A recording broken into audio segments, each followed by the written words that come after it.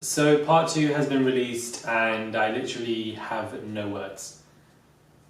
This is ridiculous. Like I have no words. This is absolutely shocking. Doing it. Like she's swinging the knife to stab him, but I'm kicking her in her chest, like I'm kicking her in her chest in it. So she's used the knife and she sliced my foot bottom. So obviously, as soon as I felt that, I was like, oh my God. I wasn't telling me that I'm alive. My mom was telling me that I'm fucking dead. I didn't know where I got stabbed. Even though she was trying to stab them by doing all of that, and they got into a scuffle, and then she tried to stab the friend, and she ripped the friend's coat with the knife because he was wearing a bummer coat. So she tried to stab him, but he got ripped there. So I've seen her try to stab him. But obviously, and then I've seen the knife in her hand. But remember, I've got one leg. The security guard has gone into the office to get paperwork and stuff, right? So instantly, my body's telling me to pick up something and throw at her underwear. I have the video on my phone and she's standing in her underwear, guys.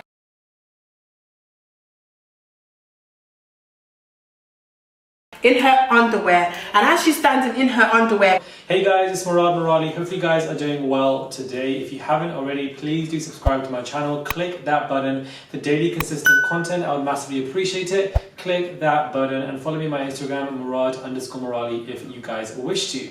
Now, part 1 was obviously released a while ago, and part 2 was released last night, where Renee obviously outlines the details and the intricacies and the complexities of what actually occurs with all the receipts. Now, having watched part 1 and part 2, I'm actually very glad that I took that video down prior about the Instagram kind of fight and so forth, and that will come afterwards, because now with all the knowledge of part 1 and part 2, you know, it does make sense about why that kind of online altercation took place and how, you know, Natalie couldn't really say much for herself.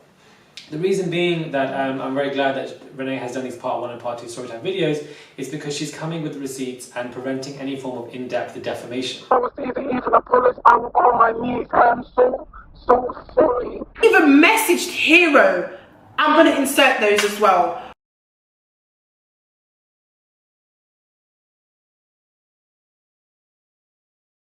And I feel like that is very important for one to do, to discuss with pure receipts, voice notes, Snapchat messages, videography, like the whole damn book has really been delivered to us with all the receipts to support the points that she is making.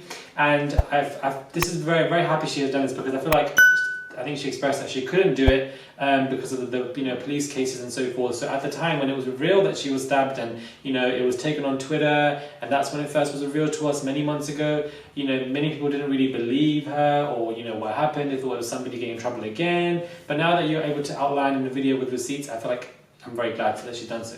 A quick disclaimer before we get into this video: please do not send hate to anybody mentioned in this particular video. This is only simply to report on news that has occurred, not to incite or promote any form of hatred. That is something this channel does not do. A particular video within 10-11 minutes, so that you guys won't have to watch an hour if you guys don't want to. If you guys have things to do, I thought I'd give a quick rough roundup. So what they now end up doing is they have to try and devise a plan. They are devising a plan to try and get the stuff out of Natalie's student accommodation and leave. So obviously she is with her friend, they go upstairs, he's talking and so forth, they've got weed or whatever, drinks, and they're just chilling. But unfortunately, Renee cannot find her MacBook. Now, as a YouTuber or as somebody who edits a lot, if you cannot find your MacBook anywhere, if you don't have a MacBook, you essentially can't make the money that you need to provide for yourself or anybody else. Or if you like editing or using other stuff on MacBook, you obviously need your laptop. So she cannot find her laptop, she cannot find her hair bundles, she's able to get her other stuff, but she can't find these two because obviously Natalie has hidden them, and now she's panicking and she's getting upset and she's obviously irritated. What we see is that Natalie then begins to pour weed and ashtray into Hero's drink, and he was like, "What's going on? What are you doing?" And she's acting very erratic, calling this particular person Renee the B word, saying, "What is she doing? She's B this, she's that," swearing, shouting. Everyone's like, "What is she doing?" She's acting even more erratic than she was at the clubs. Now, the other guys weren't able to see because music was playing loud, but Renee does profess that she never ever actually intentionally got physical with this particular Natalie, that she never wanted to fight her, she never did anything, she never got in her personal space. But what she sees is that, obviously, long story short, what we have is Natalie coming in with a knife and she's swiping it left, right and center. And at that moment of time, I feel like Renee made a good point, that no matter how powerful you may be physically, maybe physically twice as big as somebody, if somebody's coming at you with a knife, there is a form of a power imbalance going on here because somebody has a dangerous weapon. In a moment like this, when someone's got a knife to you, you can't fight them. Because if I was to go up to her and fight her so close, I would have died. She would have stabbed me in my lungs, she would have stabbed me in my chest. You don't know what would have happened. that they can easily insert towards you, and all you have to do is try to avoid them. So there is a quick power imbalance irrespective of how big or small somebody is in that particular small, kind of environment that they are in. Renee then screamed, and Hero found out what was going on and was able to pull Natalie back, but she was swiping and swiping in such a way where, Renee had to obviously fight her off because she was scratching her face, which now makes sense from the scratches from the video which she put on Twitter ages ago, and then she was able to just swipe her foot. Now, looking at the actual cut, if you do look at it properly, it does look like a knife cut. It doesn't look like glass would cause such an in-depth cut, and I feel like Renee's friend made a very good point when he was saying that where was the glass? In this girl's uni accommodation, she barely has any cutlery, she barely has any glasses. She has about 2 glasses, yeah? Because when I was there, I didn't drink out of no glass. I was drinking out of the box of apple juice that I bought for myself because she never had no apple juice in their yard. If somebody has stepped on glass, there would have to be other parts of that particular narrative to support it. Where was the glass? There was a glass in the house apparently. Any spillage? There was no spillage of juice or like. It doesn't make sense, and the cut was actually quite long on the foot, so it does look like it actually was a, actual stabbing. This girl tried to say that this was a glass that cut my foot.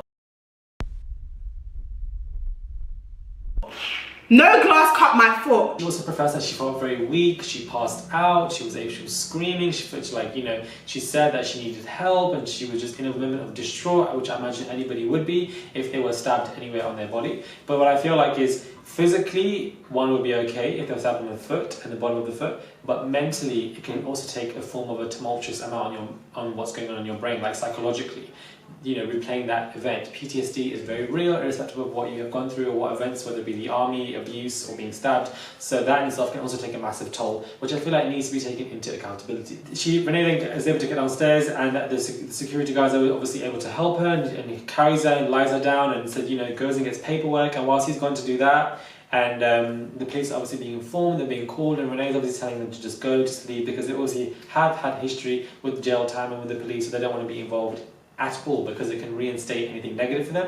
So they obviously go, and at this point Natalie is marching down with a knife in her hand. This is literally like a horror movie.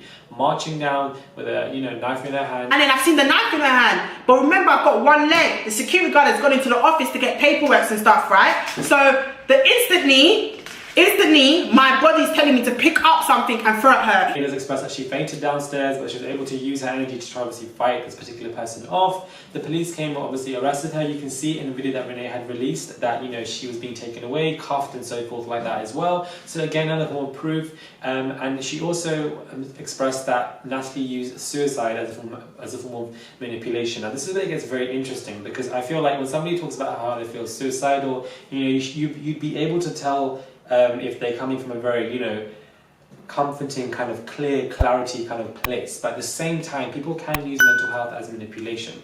People can use mental health to ensnare guilt upon other individuals. Once you place guilt into other individuals, you can then ensnare them and take them to you, and you can use them for whatever you want to use them for. People are able to acknowledge this, and this can be taking place in various forms and manners where people can use a certain type of pain that they have gone through to influx you with guilt. Once you have guilt, they can put their claws in you and take you in. It's a very interesting psychoanalytical, abusive way that people like to do, whether it be a relationship or a friendship. So to use suicide as manipulation, once she said that, I wasn't surprised, because people have done that before. It's a very common factor that people do in order to keep people in their environment, and obviously for the main theme, which is 2 words: damage control.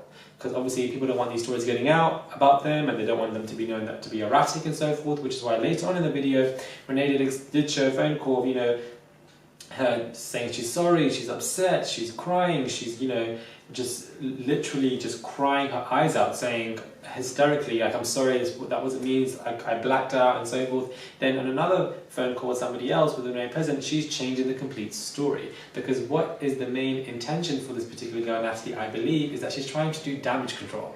She doesn't really care about the situation, she doesn't really change, she's doing damage control.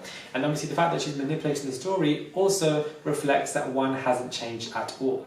Renee also expresses that, the case was dropped because of the 2 guys and the police history. Also expressed that, there wasn't actually a direct kind of like evidence within the room to show that she had the knife in the room, so she wasn't able to, hold the person down or take the case to court.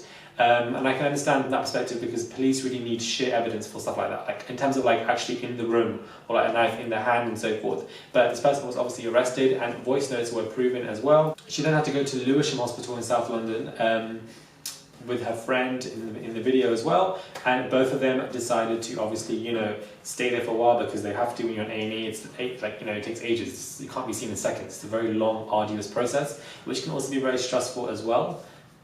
This is the thing, a lot of people will say that somebody who's also has got a temper, like Renee here and there, which she admitted in a ZZ Mills interview, which we should remember, especially for moments like this, has also admitted that she does not listen. She has admitted in the video that she does not listen, and that could be one of the reasons why the situation has happened. But what I do want to really reiterate here is that to say that somebody attracts bad vibes or bad energy, or that is the reason for why the situation happened, what we're doing here is we are disassociating blame from the individual who actually had the knife in that hand. So yes, we can say that, okay, Renee is, you know, has anger issues or is angry, which she admitted herself, she doesn't listen, which she's admitted herself, but at the same time, we obviously have somebody who actually did the action, who had the intention, who did the manipulation. That is the person who we need to blame most for, not somebody to be saying, oh, it's their fault because they attract bad vibes and so forth. Like, I can see where people come from, but what we're doing here now is we're disassociating blame. She obviously had her phone and obviously went to go meet her to give her phone, and she looked very zombified, and again, Renee was filming that entire altercation, which was good to do because in prior altercations Renee's had not much receipts have been posted, but here we have all the receipts. Underwear. I have the video on my phone and she's standing in her underwear, guys.